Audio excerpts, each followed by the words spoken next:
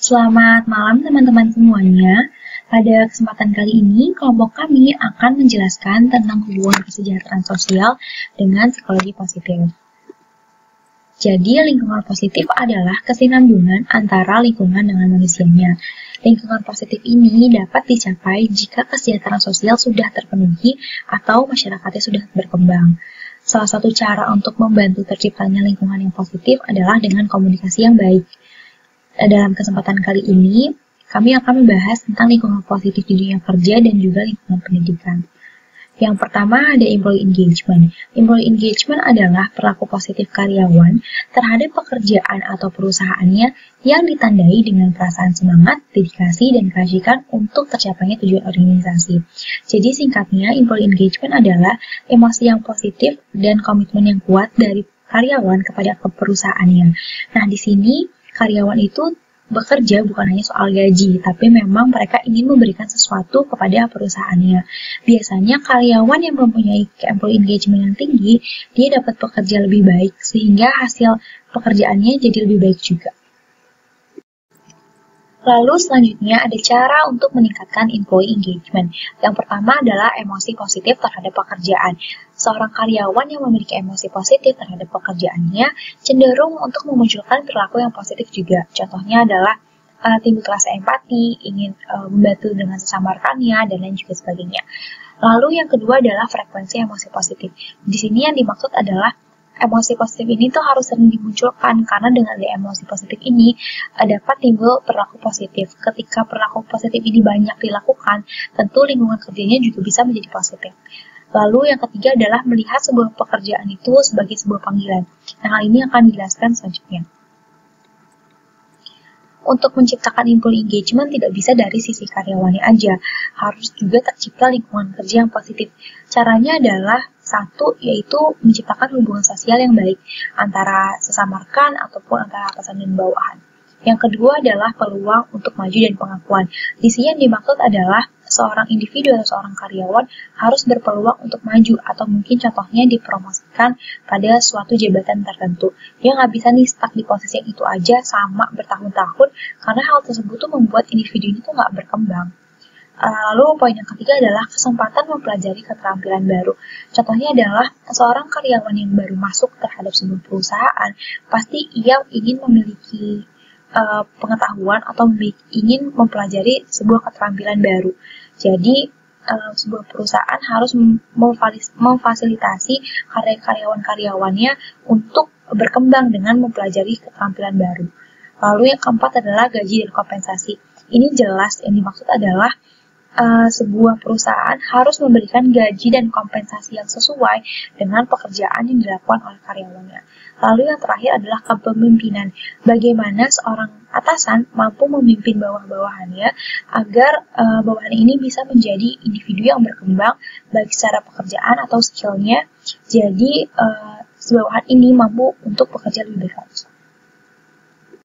Selanjutnya, ada 3 sudut pandang pekerjaan menurut Emil Brzezinski. Yang pertama itu adalah seseorang bekerja untuk memenuhi kebutuhan finansialnya saja, atau misalnya berdasarkan gajinya aja.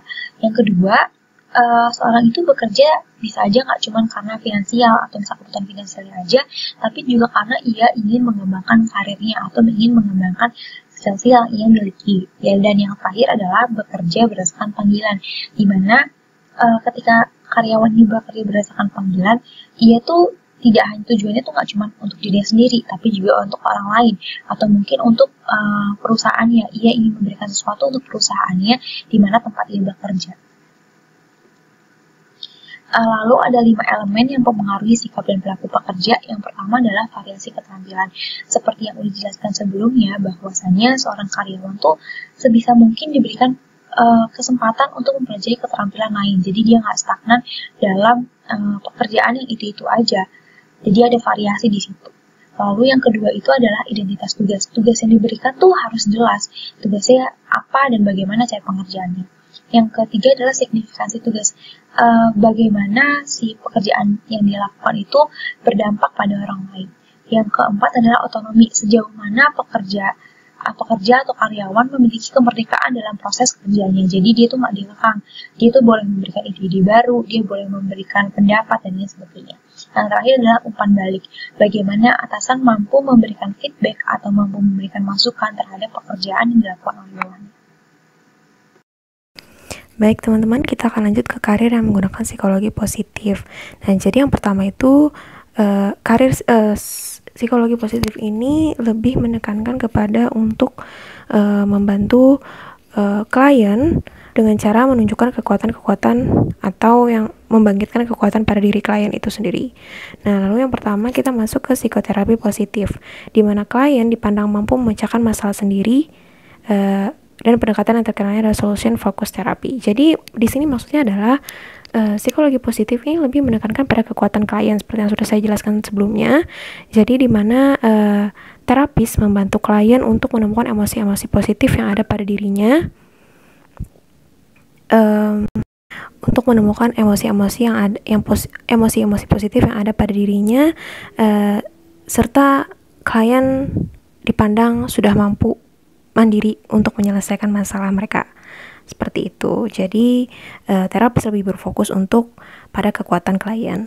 Nah, pendekatan yang terkenal tadi sudah saya sebutkan itu solution focus therapy atau yang disebut dengan terapi yang berfokus pada solusi. Nah, di mana di sini terapi membantu klien menemukan kekuatan di masa lalu klien itu. Jadi misalkan ketika klien sudah pernah mengalami masalah yang serupa atau yang hampir sama dengan di masa lalu, maka terapis membantu klien untuk mengingat itu dan membantu klien untuk meningkatkan emosi positifnya dengan ya mungkin mengatakan seperti kamu bisa menyelesaikan masalah ini karena ini masalah yang hampir serupa dengan masalah yang ada pada di masa lalu dan kamu sudah bisa melalui itu, berarti kamu akan bisa melalui masalah yang ada sekarang. Seperti itu, lebih kurangnya seperti itu.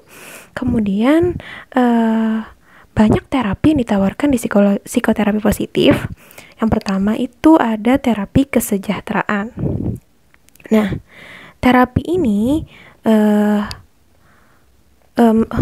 membantu klien menata kembali cara mereka berpikir tentang aspek kehidupan mereka. Jadi semisal nih klien udah bingung, udah kehilangan tujuan hidup, kayak saya setelah ini mau kemana ya, saya setelah ini apa saya rencanakan.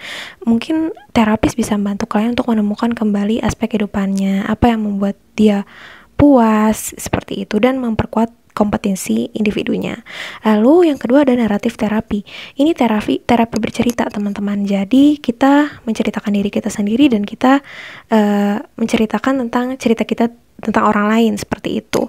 Jadi berfokus pada tentang siapa kita dan bagaimana pengaruh orang lain terhadap kita, seperti itu. Hubungan kita dengan orang lain bagaimana, seperti itu. Kemudian ada yang namanya ACT atau Acceptance and Commitment Therapy. Jadi yang dimaksud dengan terapi ini itu adalah mengintegrasikan kesadaran ke dalam pengobatan. Jadi klien itu diminta untuk merangkul, menerima segala macam hal-hal yang terjadi di hidupnya, pengalaman-pengalaman yang mereka alami dengan kesadaran penuh dan ketenangan hati, seperti itu. Kemudian yang kedua ada psikologi klinis positif. Nah, fokusnya pada kekuatan dan kompetisi. Jadi di sini terapis menumbuhkan harapan kepada klien dan juga sedikit banyak menumbuhkan semangat, keberanian mereka, optimisme mereka, seperti itu. Lalu ada pembinaan kehidupan, teman-teman. Nah, pembinaan kehidupan ini apa sih? Jadi fokus utamanya untuk membantu banyak orang yang mengalami kendala dalam menyesuaikan diri. Seperti yang sudah dijelaskan di slide, membantu banyak orang mengalami kendala dalam beradaptasi dan menemukan kepuasan dalam hidupnya. Jadi orang-orang yang sulit menyesuaikan diri dengan lingkungan itu akan dibantu, dan kepuasan dalam hidupnya seperti apa sih sebenarnya yang mereka cari, kepuasan seperti apa sih yang mereka inginkan, itu terapis akan bantu. Kemudian ada psikologi positif di sekolah, berfokus untuk promosikan kesejahteraan siswa sebagai tujuan utama. Ini jelas banget, jadi seperti mengasah kompetisi siswa, turut memasukkan siswa ke dalam semua kegiatan sekolah, seperti itu. Selanjutnya saya akan menjelaskan mengenai positive communities atau lingkungan yang positif. Nah, tadi waktu di intro sudah jelaskan bahwa lingkungan yang positif adalah adanya kesinambungan antara lingkungan dan manusianya kan. Nah, dalam proses pencapaian atau terbentuknya lingkungan yang positif itu ada beberapa hal yang perlu ditingkatkan atau dibangun. Salah satu hal yang perlu diperhatikan atau dibangun adalah kesejahteraan sosial. Nah, menurut Kiss dan Lopez, kesejahteraan sosial itu termasuk dalam sistem klasifikasi lengkap untuk kesehatan mental yang harus dipenuhi. Nah, selain itu juga mereka mengembangkan kesejahteraan sosial ini menjadi 5 dimensi. Yang pertama adalah social acceptance atau penerimaan sosial. Nah, social acceptance ini adalah sejauh mana individu bersikap positif terhadap orang lain pada umumnya. Jadi semakin dia accept, semakin dia menerima lingkungannya, maka semakin terbuka dan semakin percayalah dia terhadap lingkungannya dan sebaliknya. Terus selanjutnya ada social actualization atau aktualisasi sosial yang merupakan acuan sejauh mana orang percaya bahwa society atau masyarakat memiliki kapasitas, kemampuan, atau potensi untuk berkembang menjadi lebih baik. Jadi dia sudah mengakui, kayak sudah sadar akan kemampuan atau potensi yang dimiliki oleh society yang ada di sekitarnya.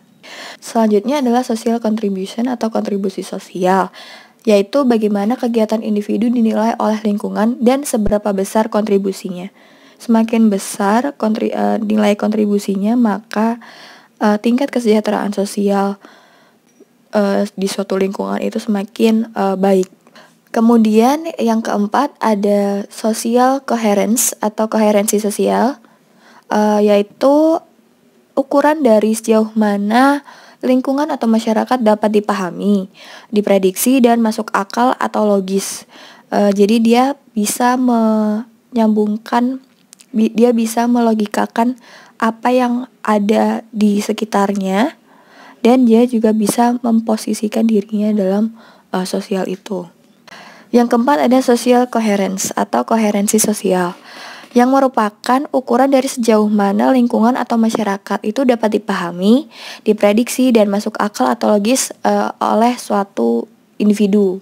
Yang terakhir ada social integration atau integrasi sosial, yaitu sejauh mana individu merasa terhubung atau terikat dengan lingkungan dan seberapa besar support atau dukungan dan persamaan terhadap satu dengan yang lain.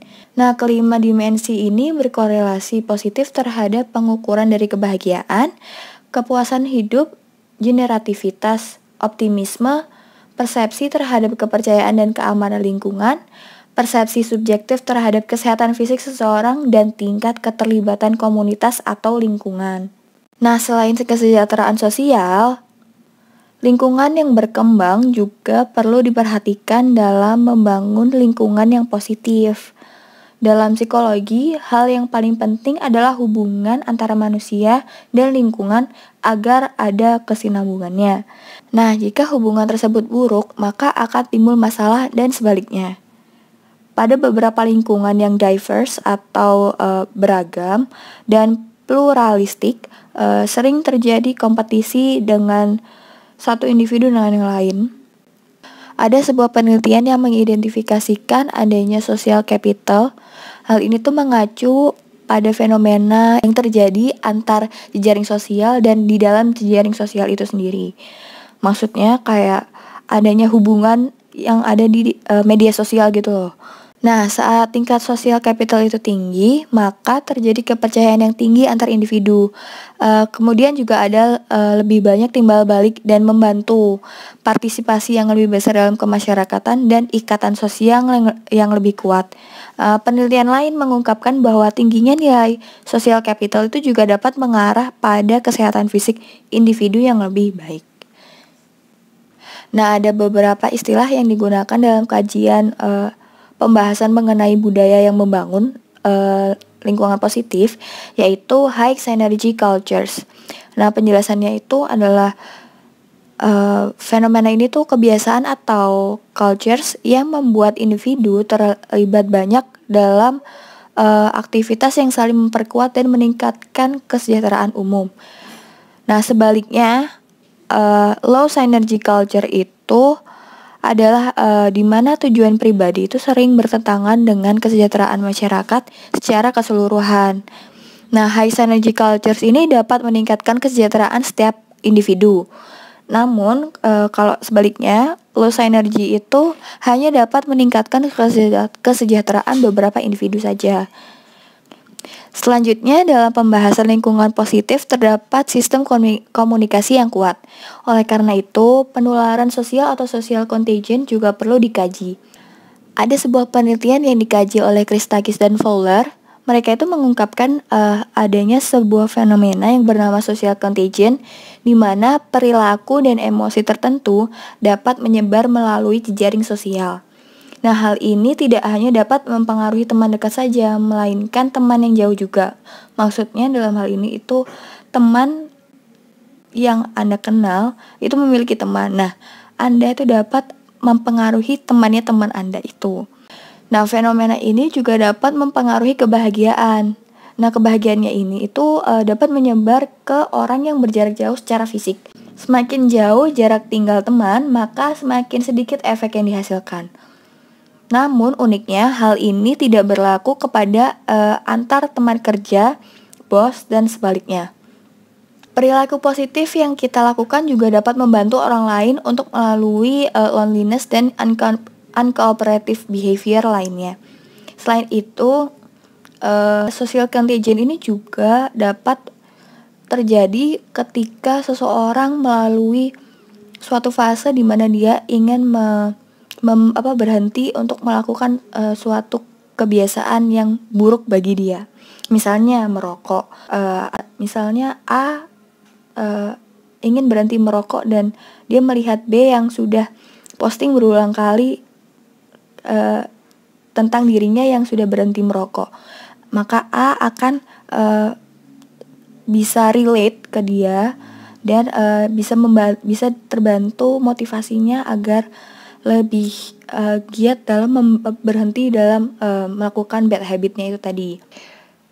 Selanjutnya ada community psychology atau psikologi komunitas yang dapat membantu dalam kajian lingkungan positif. Nah, community psychology ini menekankan pada posisi lingkungan dan dunia sosial dalam pembuatan dan penyelesaian masalah. Menurut raport, beliau tuh mengatakan bahwa psikologi komunitas merupakan perspektif yang dibangun atas 3 fondasi umum, yaitu relativitas budaya, keragaman, dan ekologi. Terkadang psikologi komunitas berhubungan dengan sosial atau aktivisme politik yang dapat meningkatkan kebahagiaan, rasa vitalitas, dan tujuan hidup. Nah, ada statement yang menyatakan bahwa ternyata psikologi komunitas itu lebih berhubungan dengan penanganan dibandingkan dengan bidang psikologi lainnya. Selanjutnya ada empowerment. Nah, empowerment ini adalah kunci konsep dari psikologi komunitas sendiri. Empowerment adalah proses yang memungkinkan individu yang kurang mampu untuk meningkatkan kekuatan pribadi dan politiknya dengan mengambil alih kehidupan mereka agar dapat meningkatkan kesejahteraan mereka. Maksudnya adalah kan ada orang-orang yang dia itu tidak dapat mengambil alih, kayak nggak dapat kontrol lagi atas kehidupannya dia. Entah itu dia merasa nggak punya suara, atau dia tuh merasa nggak berdaya, nggak berguna, dan lainnya. Nah, empowerment itu adalah sebuah proses yang memungkinkan mereka untuk mengambil setir itu kembali, mengambil alih hidupnya lagi agar dia itu dapat mengkontrol lagi hidupnya, mau kemana sih ini gitu. Sementara itu ada istilah learn powerlessness yang mana ditimbulkan oleh lingkungan yang terbengkalai, terus yang nggak teratur gitu atau nggak keurus gitu. Nah, maka akan berpengaruh pada individu gitu. Jadi individu akan merasa kalau dia itu nggak punya power untuk mengambil alih untuk kayak kontrol dirinya, kontrol diri dan tujuan hidupnya gitu. Kayak aku sebenarnya punya suara nggak sih dalam hidup ini gitu. Nah, kebalikan dari istilah learn powerlessness adalah learn empowerment. Salah satu bentuknya adalah efikasi kolektif, yang mana jika nilainya tinggi, maka tingkat kriminalitas yang ada di suatu lingkungan itu dapat menurun.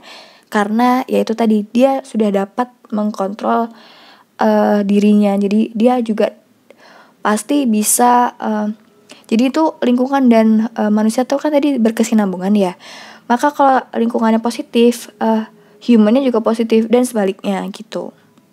Terakhir, dalam pembahasan pembentukan lingkungan positif, volunteerism atau relawan juga berperan penting. Seseorang akan merasa bahagia jika ia mencapai tujuan yang berarti dalam hidupnya. Terlebih lagi, jika tujuan tersebut itu terkait dengan lingkungannya. Maksudnya di sini adalah kalau misalnya goalsnya dia yang sudah dia capai itu merupakan suatu kegiatan sukarela yang bermanfaat terhadap lingkungannya, maka rasa kebahagiaan itu akan semakin bertambah. Walaupun sebenarnya hasilnya tidak secara material atau tidak tampak kasat mata ya, namun seseorang itu akan merasakan manfaatnya atau hasilnya hanya dari merasakan dari vibe yang ada di lingkungannya. Selain itu, kegiatan sukarela juga dilakukan untuk mendapatkan pengetahuan, pengertian, meningkatkan harga diri, dan mengurangi tekanan sosial. Dalam suatu penelitian, dapat dikatakan bahwa kegiatan sukarela dapat mempengaruhi kesehatan dan umur panjang karena berhubungan juga terhadap kebahagiaan seseorang gitu. Lalu berikutnya teman-teman ada cross-cultural subjective well-being. Nah, di sini Bernau mendefinisikan budaya itu sebagai himpunan sikap, nilai, keyakinan, dan perlakuan yang dimiliki sekelompok orang yang diturunkan dari generasi ke generasi berikutnya dengan bahasa atau alat komunikasi lain. Nah, sebuah penelitian untuk mengetahui tingkat kesejahteraan nasional. Jadi di sini itu penelitiannya lebih kurang membahas tentang sepertinya ada keterkaitan antara kebahagiaan seseorang dan kesejahteraan nasional seperti itu. Dan hasilnya ditemukan bahwa Denmark meraih peringkat tertinggi untuk kesejahteraan warganya. Nah, why do cultures differ in subjective well-being? Yang pertama ada uang, kekayaan, pendapatan. Negara dan kepuasan hidup tinggi cenderung memiliki pendapatan yang tinggi. Mungkin ini juga dipengaruhi dengan ketika sebuah negara memiliki pendapatan yang tinggi, tentunya kebutuhan warga negaranya terpenuhi dengan baik, seperti itu, seperti kebutuhan pangan, kebutuhan sandang, papan, dan lain sebagainya. Kemudian itu ada pemenuhan kebutuhan. Jadi perbedaan kesejahteraan antar negara bergantung pada kebutuhan yang terpenuhi. Jadi ini juga jelas banget ya teman-teman. Jadi kesejahteraan antar negara A dan negara B itu bergantung pada kebutuhan yang terpenuhi. Jadi semisal kebutuhan ini bisa tempat tinggal, bisa gizi, bisa keamanan, seperti itu. Kemudian ada demokrasi dan kesetaraan. Ketidakstabilan politik terkait dengan tingkat kesejahteraan yang rendah. Jadi ketika suatu negara memiliki ketidakstabilan dalam politiknya, maka ditemukan bahwa kesejahteraan masyarakatnya juga rendah. Hal ini terkait dengan beberapa orang atau beberapa individu di suatu negara lebih suka ketika mereka terlibat dalam suatu proses demokrasi. Seperti itu. Kemudian ada konseptualisasi budaya terhadap emosi. Jadi ini perbedaan konsep emosi teman-teman antara budaya satu dengan budaya yang lain. Nah, dalam mendefinisikan emosi, setiap negara memiliki cara pandang yang berbeda. Semisal negara barat yang lebih berpandangan bahwa emosi, mungkin secara luas kita akan memandang emosi kebahagiaan adalah emosi yang positif seperti itu. Namun negara barat mungkin akan mengatakan bahwa emosi itu adalah suatu keadaan internal individu seperti itu. Nah, namun mungkin ada pendapat lain dari budaya yang berbeda mengatakan bahwa itu adalah hasil dari hubungan antara manusia dengan lingkungannya. Jadi dari sini kan kita sudah mengetahui bahwa perbedaan budaya juga menyebabkan perbedaan beberapa definisi termasuk emosi ini. Lalu yang terakhir ada konseptualisasi budaya terhadap diri, teman-teman. Jadi perbedaan konsep antara diri di negara A dan negara yang lain seperti itu. Nah, yang di sini disebutkan ada kolektivisme dan individualis. Nah, kolektivisme ini manusia itu lebih hidup berkelompok seperti itu. Jadi saling membantu, lalu saling berinteraksi sosial seperti itu.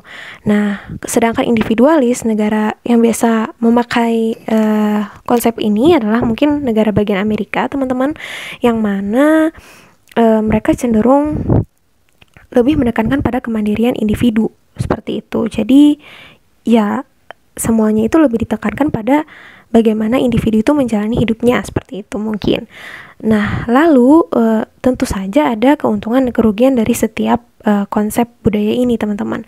Jadi kalau kolektivisme itu hidup berkelompok, sedangkan individualis ini lebih menekankan pada kemandirian suatu individu seperti itu. Jadi yang biasa menggunakan konsep individualis ini cenderung pada negara-negara Amerika seperti itu. Nah, ditemukan keuntungan dan kerugian terhadap dua budaya ini, teman-teman.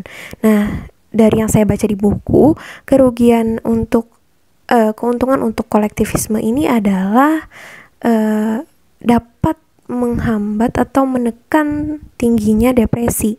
Jadi maksud saya di sini adalah orang-orang yang hidup lebih berkelompok ini cenderung lebih terhindar dari depresi. Jadi tingkat depresi pada negara yang menganut budaya kolektivisme itu ditemukan lebih sedikit seperti itu. Nah, sedangkan pada individualis itu orang yang menganut budaya individualis ini cenderung ditemukannya penelitian cenderung lebih memiliki rasa ingin bunuh diri karena mungkin mereka menganggap diri mereka sendiri dan apa-apa yang mereka kerjakan itu sendiri seperti itu. Ya, sudah selesai teman-teman presentasi hari ini. Terima kasih telah menyaksikan dan terima kasih telah menyimak. Semoga bermanfaat untuk kita semua. Terima kasih.